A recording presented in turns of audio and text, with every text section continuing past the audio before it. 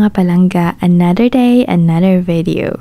So ngayong araw nga pala ako uuwi ng Negros mga palangga. Dahil kahapon nga ang last day ng duty ko ay napagod ako pag uwi ng bahay at di na ako nakapagsan ng parcel na ganito. Dapat kasi ay ipapadala ko yan sa bus para hindi ako masyadong mabigatan sa motor at may dala-dala pa akong ibang gamit. Kaya napag-isipan ko na ngayong araw na lang maaga akong nagising kasama ang brother ko para ihatid dun sa bus terminal. At dahil nga nagtitipid ako, hindi ako nagtaxi kaya pinaghintay ko na lang yung brother ko doon sa jeepney stop. Ang sabi ko ay ako na yung pupunta ng terminal at itatanong ko kung pwede lang bang magpadala at pa-pick up ko na lang doon sa Tabok, Mandawi yung parcel ko. Medyo pinilisan ko na rin yung pagmamaniho at para maaga pa tayo makadating doon sa bus terminal at makapagtanong tayo. Hindi pa nga rin pala ako masyadong kabisado dyan sa daan ng Cebu kung saan magle-left turn at saka mag-right turn kung tama ba talaga yung pupuntahan ko. Kaya sunod lang ako, kaya nag-left turn na ako dito banda. Papunta nga pala akong ng SM at dun nga pala nakapark yung papuntang northbound. So nandito na nga ako at nagliko-liko na lang ako dyan at susunod ay kaya ko nang puntahan yan. Dali-dali nga ako nag-U-turn dyan kasi may papalabas ng sasakyan at nandito na nga tayo sa entrance. Tinanong ko pa nga dyan si Manong Guard kung saan ako pwedeng mag-parking at tinuro niya naman sa akin. Pagkatapos ko nga palang mag-intay dyan ng halos 2 oras kalahati ay lumabas na ako kasi nakapag-usap na ako sa isang conductor at saka inspector. Hiningi ko talaga ang tulong nila kung pwede bang pick upin na lang yung item kasi nga 2 oras at kalahati na ako nag-aantay at hindi pa rin nakasakay yung kapatid ko. Kasi nga ang sabi ng kapatid ko ay kung hindi man puno ay hindi rin kasya yung box na idadala. Kaya sinabi ko na lang na wag na siyang pumunta dito at kinausap ko na lang yung inspector at saka conductor.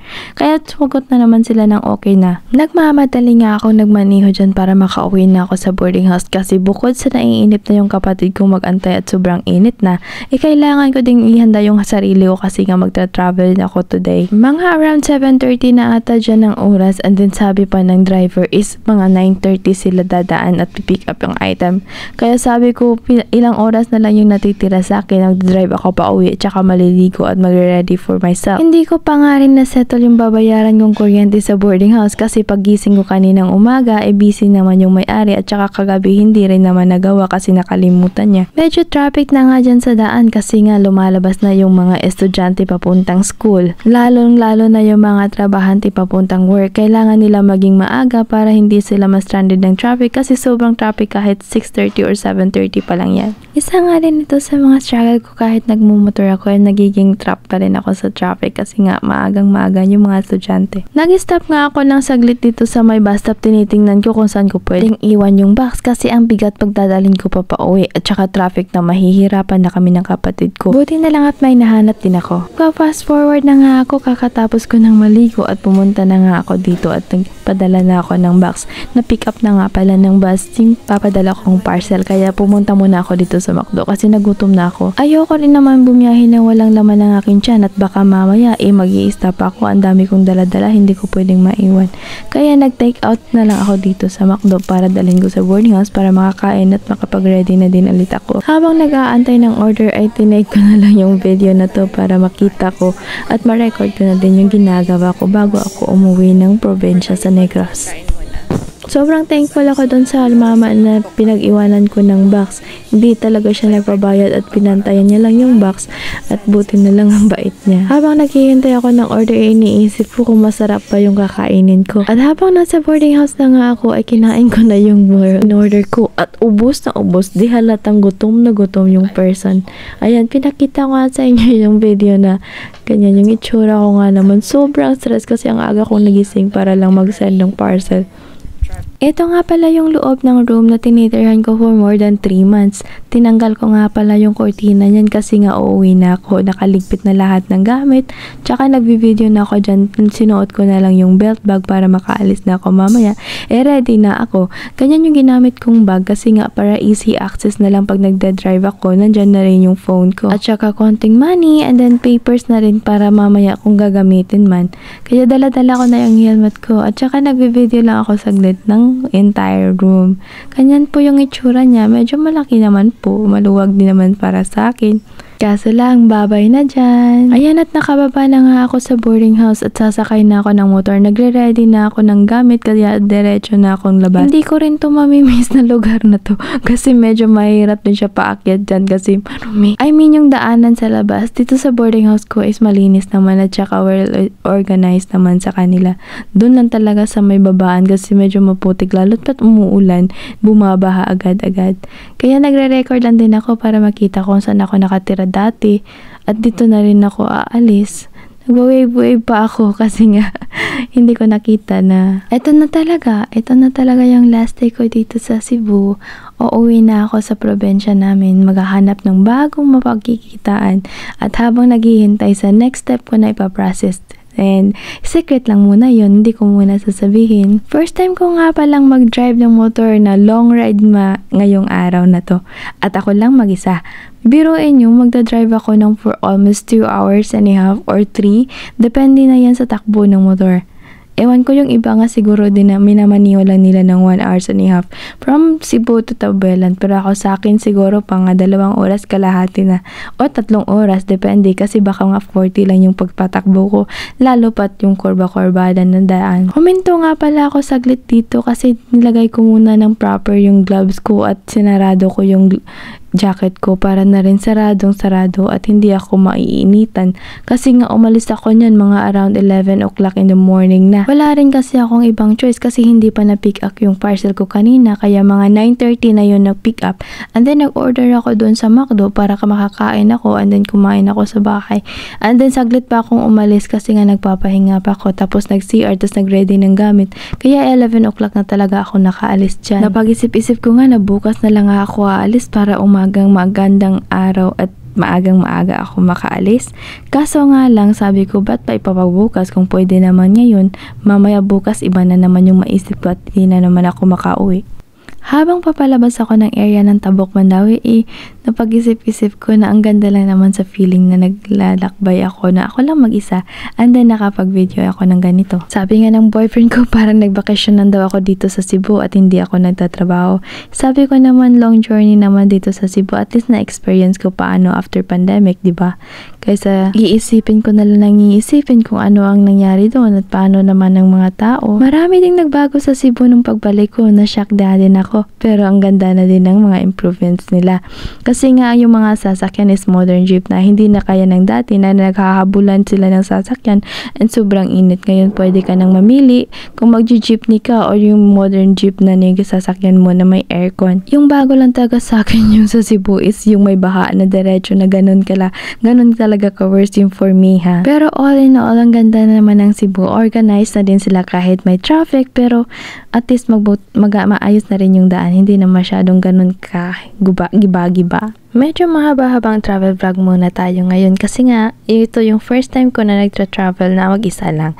At magpas na nga tayo sa may Compostela. Patuloy na tayo sa pagmamaneho at diretso na tayo dun sa may Tabuelan. Habang nagmamaniho ako ang daming pumapasok sa isip ko. Patingin-tingin na rin ako sa orasan kung anong oras na ako nakarating dyan sa lugar na yan.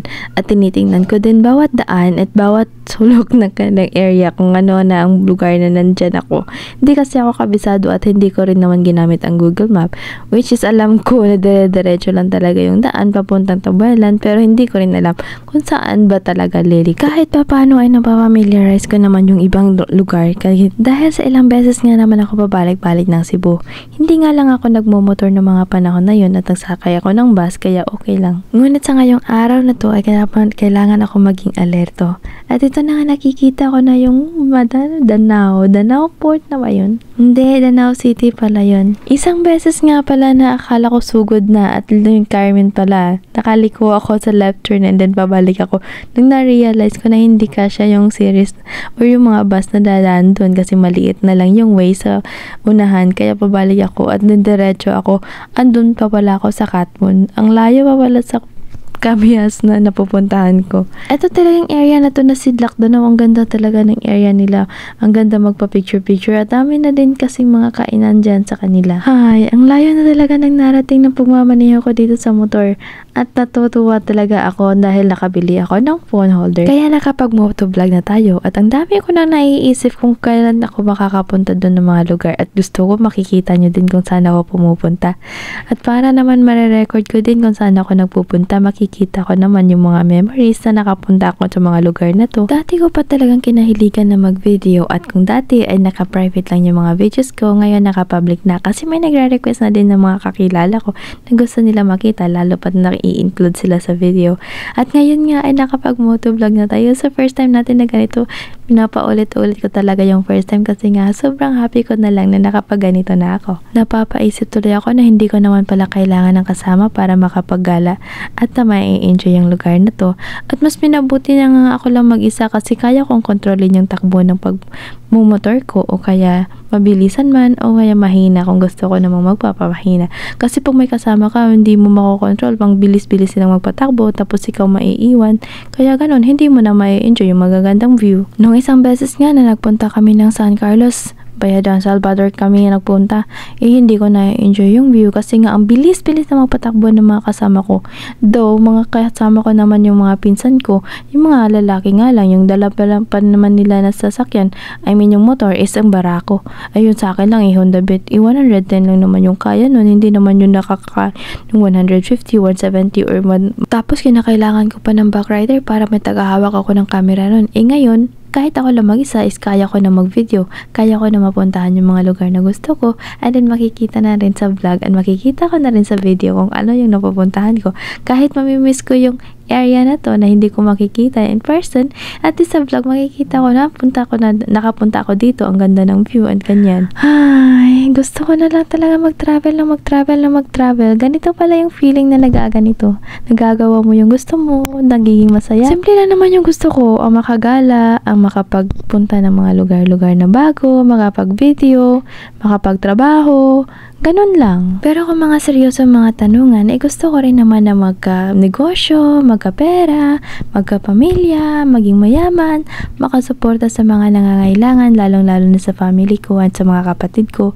Yun lang, masaya na ako pag ganun. Pag happy sila, happy na rin ako. Pero habang tinutupad ko yung mga pangarap ko na yun, i-enjoy ko muna yung travel vlog na to. Ito na ito yung pinakamurang na i-invest ko sa pagbablog na sobrang happy ko. Actually, may kwento nga pala ako kung paano ko nabili yung phone holder na to. Pumunta ako ng DIY, may nagsuggest sa akin na isang crew dun na ganito daw yung gagamitin sa motor at mabilis ang daw i-attach. Ang sabi ko, sige nga, pag may return exchange naman kayo for 7 days, okay, bibilin ko. Kaya pumunta na ako ng counter, dala-dala ko na yung phone holder na to at ibang item.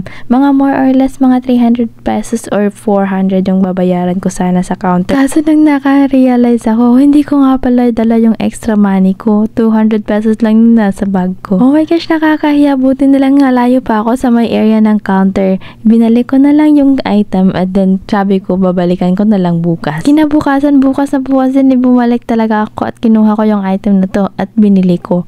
Kasi nga, na-excite talaga ako na gamitin at naiisip ko pa lang kung paano ko siya gagamitin papuntang work at papuntang last day ng work ko, papuntang travel vlog ko, papuntang pauwi.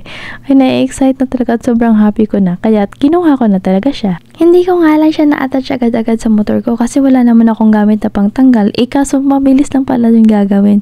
Pero buti na lang sa mga katrabaho ko doon sa SSMI, tinulungan nila akong i-attach at nagamit ko nga bago ako umalis. Ko na nga hindi bilhin to kasi wala nga sa budget at ayoko namang mag-withdraw dahil lang dito. Pero napapaisip talaga ako ng sobra, feeling ko manghihinayang talaga pag hindi ko bibilhin, kaya kinuha ko na lang talaga at binili. Buti na lang talaga at nakikinig ako sa instinct ko at binili ko siya. Kaya ayun, happy naman ako sa nagiging result niya.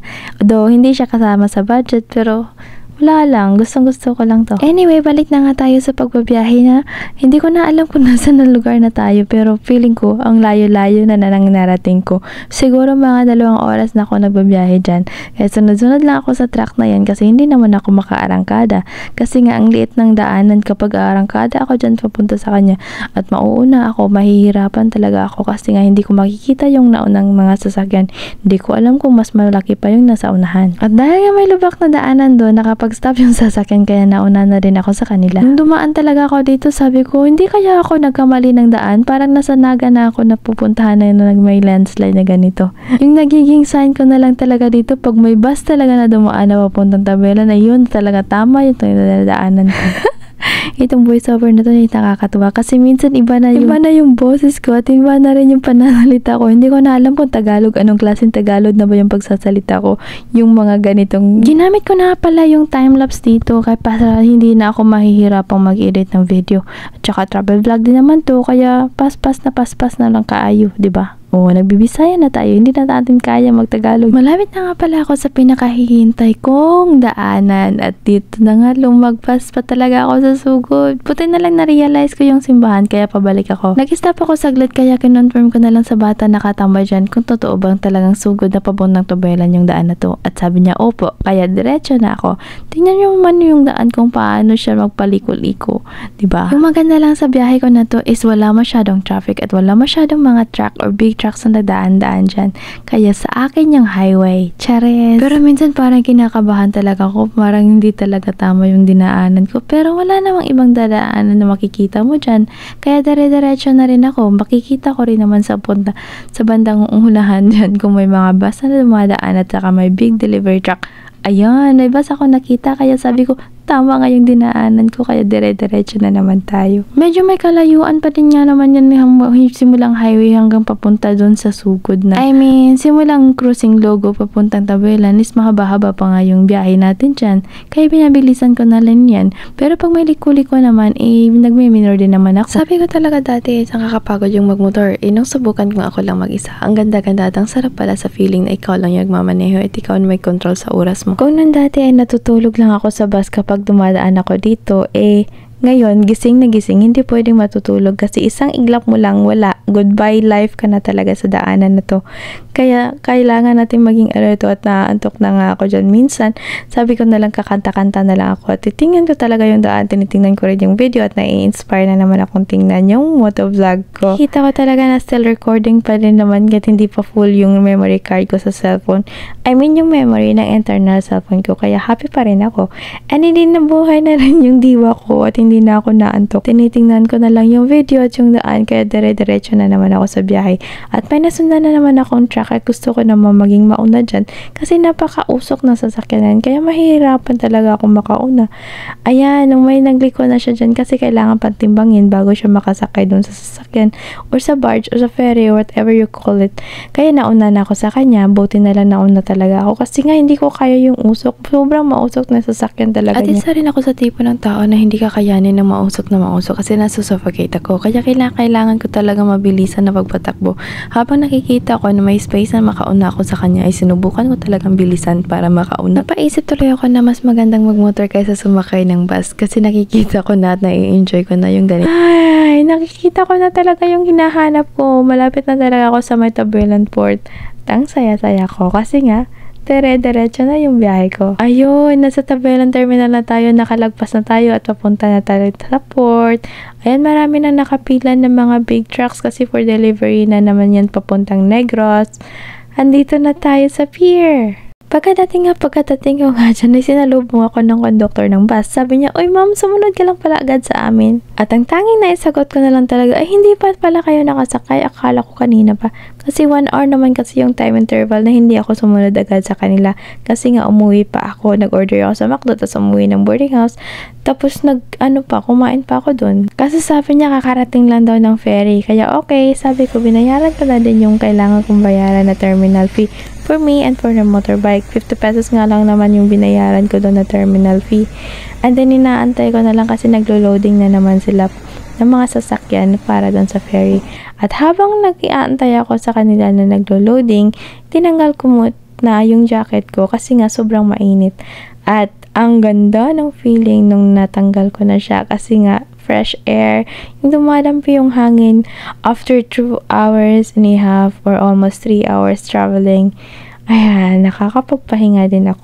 Ang sarap-sarap sa feeling na success yung biyahe ko today. Thank you Lord for the guidance and for the safe travel. Ang saya-saya ko lang talaga. Ganun lang talaga yun. May isang motorista nga dyan sa harap ko. Sabi niya, galing pa daw siya Mabolo pero doon siya dumaan sa may TSH.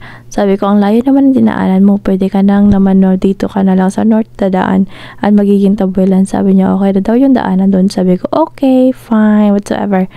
Charis. Hindi naman ganon, pero okay na rin. Nagkakapagkausap na lang kami and then natanong ko sa kanya kung magkano yung binayaran niya at kung saan siya sa Negros. At di ko naman natandaan kung saan talaga siya sa Negros, pero okay na rin doon. At least may kausap ako habang nag-aantay, hindi na nabuboard. And then may nakikita kaming paparating na ferry, parang 2 ata yan dyan. Kaya sabi ko, okay lang naman, marami yung sasakyan na sasakay kasi may ferry naman na parating. Tinitingnan ko nga kung maraming tao ang nandito pero hindi naman pala kasi wala naman masyado. Weekdays naman kasi umuwi. Wednesday ata yan. And then November 29. Inayos ko nga saglit yung gamit ko and then tinitingnan ko din yung sarili ko. Mamaya buhaghagi na naman tayo. And then plano ko maitanong doon sa driver ng bus kasi nga nasa isip ko inaabutan ko naman yung bus. Kailangan ko na lang sabihin sa kanila na wag nang i-deliver yung parcel ko sa Sagay instead of sa Crossing Bulanon na lang. Antayin ko na lang sila kung ako yung mauna sa Crossing Bulanon para hindi na ako pupuntang Sagay. Malayo-layo na din kasi yung biyahe doon at saka wala rin naman kaming driver sa tricycle kasi yung kapatid ko nasa Bacolod na nag-aaral at yung isa may pasok din kaya walang makakapunta doon. Nakapag-decide na nga ako na tinitingnan-tingnan ko sila na naglo-loading, ipupuntahan ko na lang si Kuya Conductor para mapagsabihan ko. Kaya diretso na lang ako after yung inom ng tubig, titingin-tingin, tapos babalik na naman. And then, tapos na, babalik na naman ako sa motor para titingnan ko yung gamit. And then, sasakay na kami ng barge. Tapos, uuwi na ng Negros. Yay! Ang galing lang, no? Ang bilis lang ng panahon. Parang kailan lang di ako marunong magmotor. Ngayon, nagagawa ko na, nakakakala na ako kung kailan ko gusto at kailan ko gustong pumunta. At dahil mahaba na yung vlog na to, i-end na natin. And salamat sa panonood. This is Miss Laga Wonder. Thank you for watching. Bye!